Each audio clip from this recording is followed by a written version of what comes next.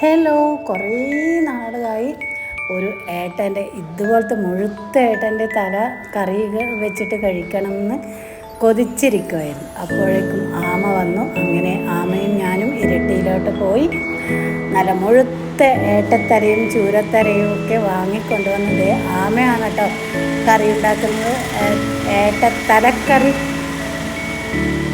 അപ്പോൾ ഫസ്റ്റ് തന്നെ തലയൊക്കെ നല്ലപോലെ കഴുകി ക്ലീൻ ചെയ്തു. ഉപ്പും മഞ്ഞൾപ്പൊടിയും മുളക് പൊടിയും പിന്നെ വാളംപൊടിയും ഒക്കെ ചേർത്ത് മിക്സ് ചെയ്ത് കുറച്ച് സമയം വെച്ചു. എന്നിട്ട് ചട്ടി വെച്ചു, എണ്ണ ചൂടായി, ഉലുവ ഇട്ടു, കടുകിട്ട് പൊട്ടി, പിന്നെ കുഞ്ഞുള്ളിയും പച്ചമുളകും ഇട്ട് വഴറ്റി, പിന്നെ തക്കാളി ഇട്ട് കൊടുത്തു. തക്കാളി ഒന്ന് നല്ലപോലെ വഴന്ന് വരുമ്പം ആമ മിക്സ് വെച്ച് അതിലേക്ക് ഏട്ടയും പിന്നെ ഗ്രേവിയൊക്കെ ഇതിലേക്ക് ഇട്ടു. അങ്ങനെ ഇതേ ഏട്ടത്തല ഇവിടെ